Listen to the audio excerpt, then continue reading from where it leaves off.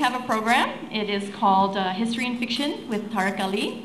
I'm Juditha Olmacher. I am the advisor for communications and student affairs here at ULAB. I'm just going to tell you very briefly, for some of those of you who are new here to ULAB, a little bit about us.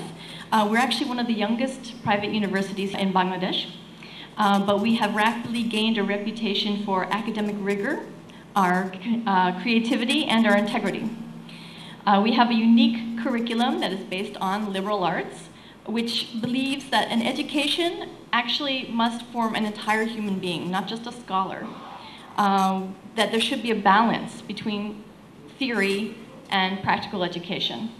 We believe our students should be analytical thinkers. We believe that they should have a sense of service to the community and to the country, and that they should have a lifelong love of learning. So today's welcome address will be given by the Vice President of the ULAB Board of Trustees, Dr. Qazi Anis Ahmed, who is also an author, an analyst, and a publisher of the newest English language newspaper, the Dhaka Tribune. And his novel, The World in My Hands, will be coming out this December by Random House India. So please welcome Dr. Qazi Anis Ahmed to the podium. Thank you, Juditha. Dear guests, honored guest Tariq Ali and ULAB Vice Chancellor, Board of Trustees, students, other members of the audience. Welcome to ULAB. Good afternoon. It's a great pleasure for us to be able to host this talk with Mr. Tariq Ali. I will keep my comments extremely brief because I know that we are all really eagerly waiting to hear the guest of honor speak. But I do want to say that we feel tremendously proud to be able to bring Tariq Ali to Bangladesh. We feel grateful that he agreed to come, and in particular to bring him today to ULAB. It is a great honor for us to be able to honor a great friend of Bangladesh. People who are much older than me will know this from their memory. The rest of us know it from hearing it from our elders or from reading. He was among He was, in 1971, I think you were based in London, but he was among the voices of the Pakistani intelligentsia who were very vocally critical of the genocide that happened and what was going on. And in other ways, ever since, he has remained a friend of Bangladesh. But he has also remained a friend of the oppressed or the disenfranchised everywhere. Someone can take care of this? Okay, sorry about that. He has been remained a friend of the oppressed or the disenfranchised throughout the world. First through his activism in the 60s, 70s, 80s, and also both then and beyond with his writing, through his columns, through his essays, through his nonfiction. And he has continued that role long after it became, quote, unfashionable. Since the fall of the Berlin Wall, there was a real reorientation of thoughts, and Mr. Tariq Ali has continued to occupy a very interesting position. On the one hand, we have seen that some people from the left were unable to cope with the changes that came about and insisted on a version of socialism or of left thoughts that were not practicable or had not proved successful, and others abandoned it completely. During the 3 days of the Hay Festival, one of the things that Mr. Tariq Ali said that really resonated with me was that the effect that the fall of the Soviet Union has had on the First World. I come from a generation that was really formed and shaped right at I think, in second year of university when the Berlin Wall fell. So I come from a generation which is very friendly to the idea of enterprise-led growth and all that. But that also doesn't mean that the only option is a harsh capitalism that has no compassion and no room for anything else. Mr. Tariq Ali said that during the 60 years of the Cold War, we saw a humanizing effect in the First World. In America, in Europe, there was a sense that we needed to find social policies that would keep things viable, that would keep income gaps or other issues at least manageable. ever since the fall of the Berlin Wall, there has been an acceleration in the abandonment of such concerns, even from a pragmatic point of view, let alone from an ethical or compassionate point of view. And once I heard that, I kind of felt Mr. Tariq Ali has gallantly sort of been shouldering the burden that was on the entire Soviet Union on his shoulders for the last 22 years. He is doing with his single-handed writing what once was done by an entire imperial apparatus. Luckily for him, luckily for us, the burden wasn't entirely all alone on him, but I think he has very much been a prominent and unapologetic figure of certain kinds of statements and arguments that were at times very unpopular. And what I have personally always enjoyed as a reader of him is that he has managed to take a position that comes from a place of conscience, but then also filter it through reason and make it credible and persuasive.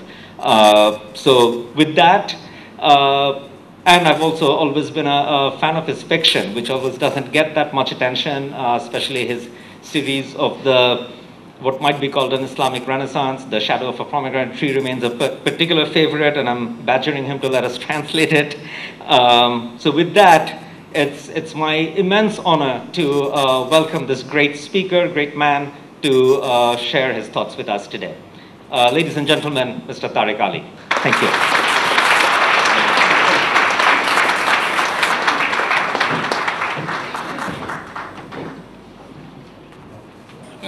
Thanks for the kind words, Anis. I can promise you one thing, that I have absolutely no idea that I've been shouldering the burdens of the Soviet Union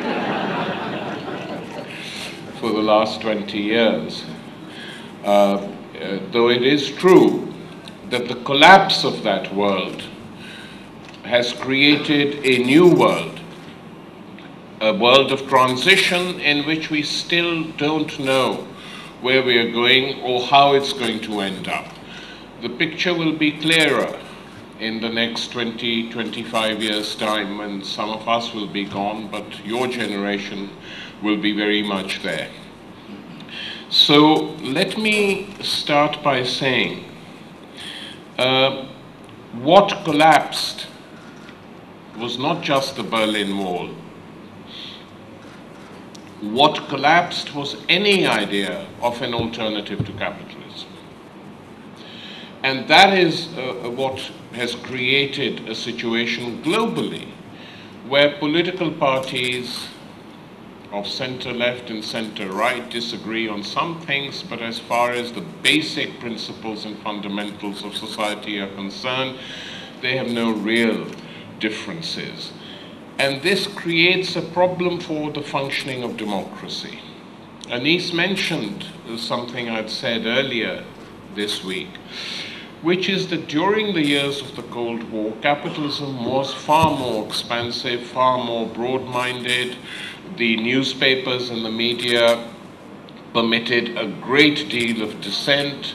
Voices not usually heard now were heard in those times in the American media, in the European media. And the reason for this was to show the Soviet Union that we are better than you because you've got a one-party state. You've got a monopoly of information.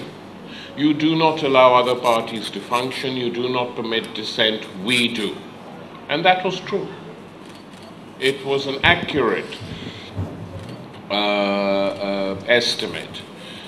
And I think that was one of the things that finally brought that system down. Apart from the economic implosion caused by extravagant defense spending. That also helped. But it was the political structures. And the reason for that is very simple.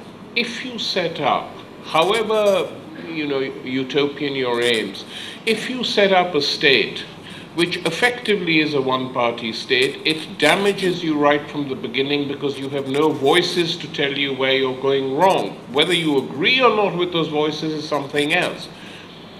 But in order to function properly, you need voices to challenge you constantly, because that is the way in which society gets better or should get better. And the Russians, for a variety of reasons, one was, of course, contingent, that 22 foreign countries had invaded them to try and defeat the revolution, developed this mentality, permanent siege mentality, and maintained it even when it was no longer necessary. It then became a norm. And this norm affected the parties of the communist world, whether Maoist or pro-Moscow, all over the world. That style of functioning was repeated. And that style of functioning within communist parties was that the Secretary General of the party was the dominant figure, and whatever he or she said went.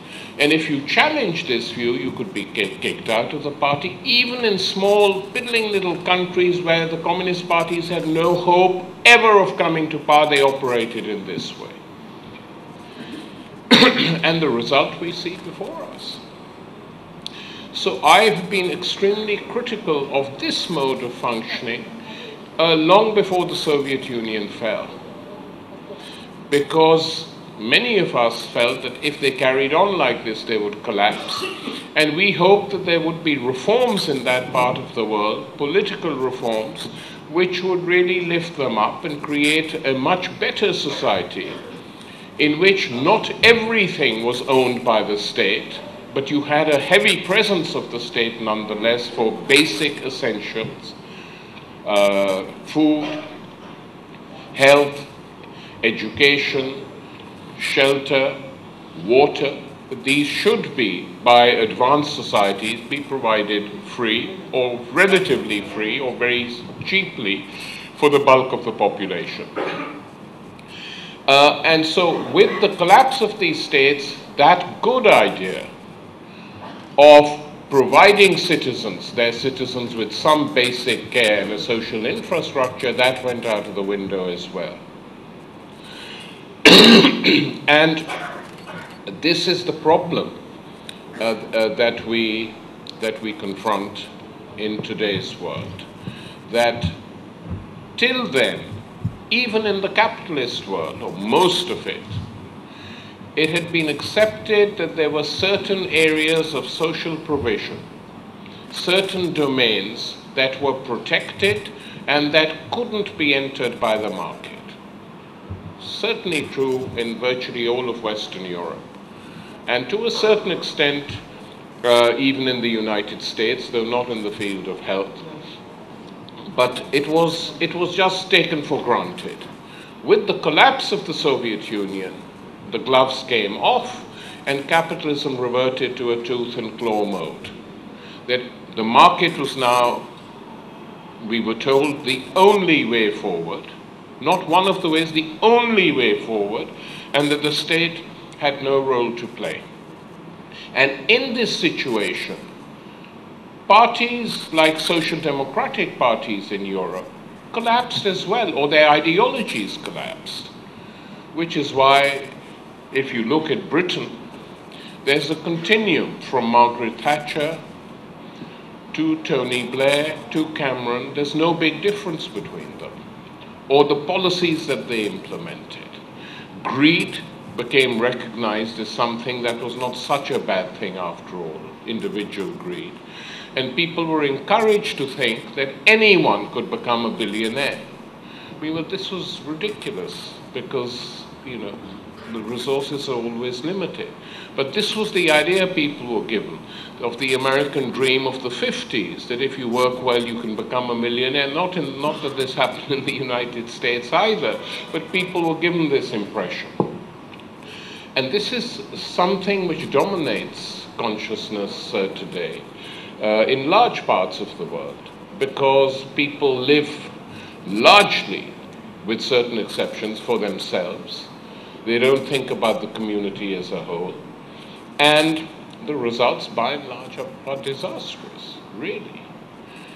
I mean, if you look at countries which have developed phenomenally, China,